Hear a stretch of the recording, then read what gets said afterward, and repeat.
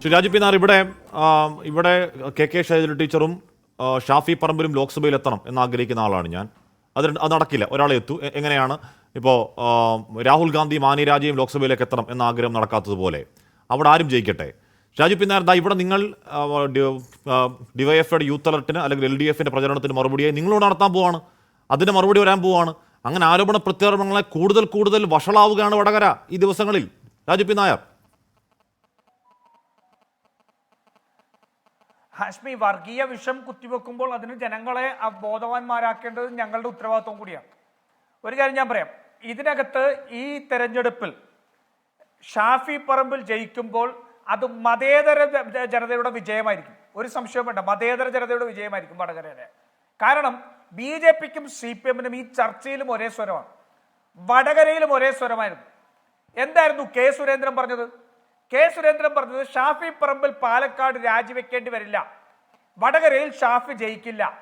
BJPക്ക് 9% vote മാത്രമുള്ള വടകരയിൽ ഷാഫി പറമ്പിൽ ജയിക്കില്ല എന്ന് പറഞ്ഞതിന്റെ അർത്ഥം എന്തായിരുന്നു? അത് BJPയും CPMനും തമ്മിലുള്ള ബന്ധത്തിന്റെ അർത്ഥമായിരുന്നു. ആ BJPയുടെ ഓഫീസിൽ നിന്ന് ഉണ്ടാക്കിയ തന്ത്രങ്ങൾക്കനുസരിച്ചാണ് CPM ഈ തെരഞ്ഞെടുപ്പിനെ നേരിട്ടത്. വന്യമായ മതാവേശം എന്ന് പ്രഭുരൊന്നും പറഞ്ഞൊന്നുമില്ല. വന്യമായ മതാവേശം എന്ന് KT ജലീൽ പറഞ്ഞ മട്ടിൽ പ്രഭുലോ കേസുരൊന്നും പറഞ്ഞില്ല. അങ്ങനൊന്നും കേസുരൊന്നും പ്രഭുലൊന്നും പറഞ്ഞില്ല. അങ്ങനെ തന്നെ അത് ശരിയായിരിക്കും, അത് ഞാൻ ഇത് ചെയ്യുന്നില്ല. പക്ഷെ മറ്റൊരു കാര്യം, അത് കാരണം അവർക്കത് പറയാൻ പറ്റില്ലല്ലോ. ഞാൻ പറയുന്നത്, ഈ ഷാഫി പറമ്പിൽ ഏതെങ്കിലും ഒരു ഘട്ടത്തിൽ വർഗീയത പറഞ്ഞ ഒരു ഒറ്റ സംഭവം കാണിച്ചു തരാമോ? 15 വർഷത്തോളമായിട്ട് അദ്ദേഹം MLA ആയിരിക്കുന്ന ഒരു മനുഷ്യനാണ്, 12-13 വർഷത്തോളം. അതിനു മുൻപ് യൂത്ത് കോൺഗ്രസിന്റെ മുതലുള്ള ഭാരവാഹിത്വമുണ്ട്. ഏതെങ്കിലും ഒരു ഘട്ടത്തിൽ ഷാഫി പറമ്പിൽ ഒരു വർഗീയത പറഞ്ഞത് കാണിച്ചു തരാൻ ഹാഷ്മിക്ക് കഴിയുമോ? ഇവിടെ എന്താ പറഞ്ഞത്? ഇവിടെ പച്ചയായ വർഗീയത. കാരണം എന്താ പറഞ്ഞത്? കോവിഡ് കാലത്ത് നടത്തിയ തീവട്ടിക്കൊള്ള ഈ സംസ്ഥാനത്ത് PR വർക്കിലൂടെ ഈ കെട്ടിപ്പൊക്കിയ ഒരു ഇമേജ്, ആ ഇമേജിന് ശേഷം വന്ന കഥകൾ മുഴുവൻ ശൈലജ എന്ന് പറയുന്ന ബിംബത്തെ തച്ചുടച്ചതായിരുന്നു. 500 രൂപയുടെ PP കിറ്റ് 1550 രൂപയ്ക്ക് മേടിച്ചതും കോവിഡിൽ മരിച്ച ആൾക്കാരുടെ 25,000-ഓളം മരിച്ച ആൾക്കാരുടെ കണക്ക് പൂഴ്ത്തിവെക്കുകയും ചെയ്ത ക്രിമിനൽ കുറ്റം ചെയ്തൊരു സ്ത്രീയാണ് ശൈലജ. ആ ശൈലജ ടീച്ചറെ അവിടെ കൊണ്ടുവന്നപ്പോൾ ഇവർക്ക് വലിയൊരു മത്സരം കാഴ്ചവെക്കാൻ കഴിയും എന്നിവർ പ്രതീക്ഷിച്ചു. പക്ഷെ കോൺഗ്രസ് ഷാഫി പറമ്പിലിനെ അങ്ങോട്ടേക്ക് കൊണ്ടുവരികയും തൃശ്ശൂർ കെ മുരളീധരൻ മാറ്റിയതോടുകൂടി ഇവർക്ക് നിലവിട്ടു പോയി എന്നുള്ളതാണ് ഇവരുടെ ഏറ്റവും വലിയത്. അതിന് പച്ച വർഗീയത ഇവർ ഉപയോഗിക്കുകയായിരുന്നു. ഞാൻ ചോദിക്കട്ടെ, ഈ പറയുന്ന DYFIയുടെ ഇവരൊന്നും അവിടെ പോയിട്ട് യൂത്ത് സ്ട്രീറ്റും ഒന്നും നടത്തേണ്ട കാര്യമില്ലല്ലോ. ഇവിടെ ഇപ്പൊ ആ ആരോപണം ഉന്നയിക്കപ്പെട്ട ആള് വളരെ കൃത്യമായിട്ട് പോലീസ് സ്റ്റേഷനിലേക്ക് ചെന്നല്ലോ. ഇതുവരെ അവർക്കെതിരെ നടപടി എടുക്കാൻ കഴിഞ്ഞിട്ടുണ്ടോ?